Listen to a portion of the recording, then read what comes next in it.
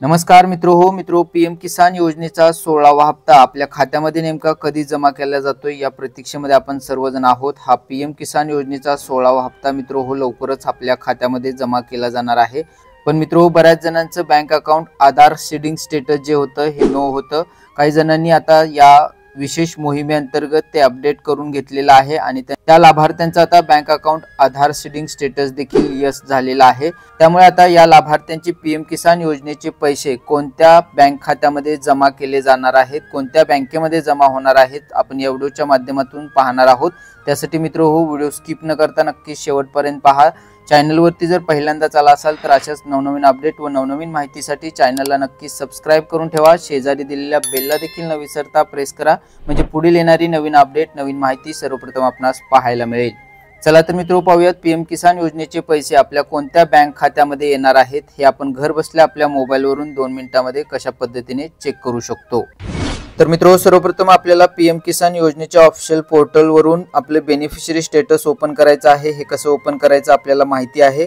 Beneficiary status open केल्यानंतर eligibility status मध्ये पण आधार बँक अकाउंट सीडिंग स्टेटस आपलं यस आहे का नक्की एकदा चेक करा। यस असेल तर त्याच्या खाली दिलेला आहे पहा, if you have already seeded please click here to check the seeding status. Click here ज्या ठिकाणी लिहिलेलं आहे मी आपल्याला दाखवतोय पहा, यावरती आपल्याला क्लिक करायचं आहे। यावरती क्लिक केल्यानंतर मित्रो आपण आधारच्या ऑफिशियल वेबसाईट वरती ऑटोमॅटिक जाणार आहात। म्हणजे मित्रो आपलं कोणतं बँक खातं हे NPCI ला लिंक झालेलं आहे हे आपल्याला या आधारच्या वेबसाईट वरून समजणार आहे।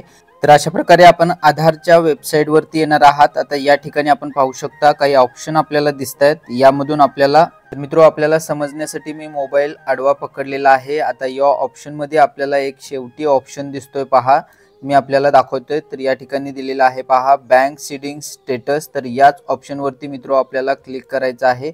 या ऑप्शन वरती क्लिक केल्यानंतर आपल्या समोर अशा पद्धतीने नवीन पेज ओपन होणार आहे। आता या नवीन पेज मध्ये आपल्याला सर्वप्रथम या ठिकाणी एंटर आधार नंबर दिलेला आहे, या ठिकाणी आपला आधार नंबर टाकायचा आहे। त्यानंतर मित्रो खाली एंटर कॅप्चा दिलेला आहे, त्या ठिकाणी आपल्याला हा जो कॅप्चा दिलेला आहे तो या ठिकाणी टाकून घ्यायचा आहे। त्यानंतर मित्रो आपल्याला लॉग इन विथ OTP या ठिकाणी दिलेला आहे पहा, यावरती आपल्याला क्लिक करायचं आहे आणि आपल्या आधार कार्डला जो मोबाईल नंबर लिंक आहे त्यावरती आपल्याला एक OTP येणार आहे, तो OTP देखील आपल्याला या ठिकाणी टाकायचा आहे। मी आपल्याला सविस्तर दाखवतोय पहा, व्हिडिओ स्किप न करता नक्की शेवटपर्यंत पहा। तर अशा प्रकारे मित्रो आपला आधार नंबर आणि जो कॅप्चा दिलेला आहे तो कॅप्चा व्यवस्थित टाकून लॉग इन विथ OTP या पर्यायावरती क्लिक करायचा आहे। सिक्युरिटीसाठी माहिती मित्रो मी ब्लर केलेली आहे। तर अशा प्रकारे मित्रो आपल्याला लॉग इन विथ OTP या पर्यायावरती क्लिक केल्यानंतर अशा पद्धतीने एंटर OTP चा ऑप्शन या ठिकाणी ओपन होणार आहे। एंटर OTP च्या ठिकाणी आपल्या मोबाईलवरती SMS द्वारे जो OTP आलेला आहे तो या ठिकाणी टाकून लॉग इन या पर्यायावरती आपल्याला क्लिक करायचा आहे।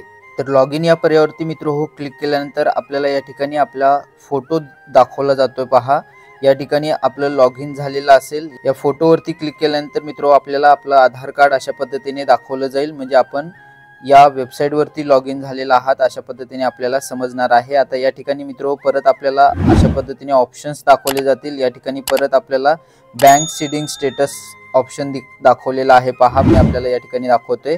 बँक सीडिंग स्टेटस या ऑप्शन वरती आपल्याला परत या ठिकाणी क्लिक करायचं आहे। बँक सीडिंग स्टेटस या ऑप्शन वरती मित्रो क्लिक केल्यानंतर आपण अशा पद्धतीने या नवीन पेज वरती आलेला असाल। आता या ठिकाणी मित्रो आपल्याला समजणार आहे की कोणत्या बँकेचं खातं हे NPCI ला लिंक आहे।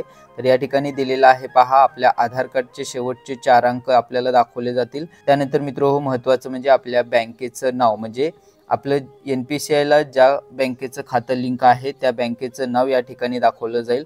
आता स्टेट बँक ऑफ इंडिया म्हणजे माझं स्टेट बँक ऑफ इंडिया बँकेला NPCI ला खातं लिंक आहे या ठिकाणी दाखवलेलं आहे। तुमचं जर पोस्ट पेमेंट बँकेमध्ये असेल तर या ठिकाणी पोस्ट पेमेंट बँक दाखवली असेल, किंवा बँक ऑफ महाराष्ट्र असेल तर बँक ऑफ महाराष्ट्र दाखवलं जाईल, किंवा बँक ऑफ इंडिया असेल तर बँक ऑफ इंडिया दाखवलं जाईल, बँक ऑफ बडोदा असेल तर बँक ऑफ बडोदा दाखवलं जाईल।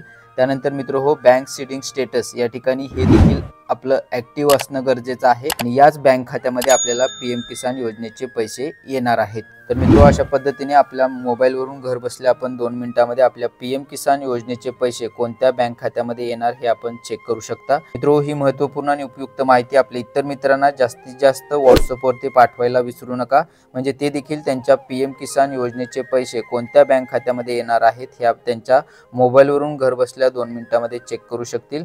मित्रो, अशाच नवनवीन अपडेट व नवनवीन माहितीसाठी चॅनलला नक्की सबस्क्राईब करा। चला भेटूयात पुढील नवीन अपडेटसह, नवीन माहितीसह। धन्यवाद।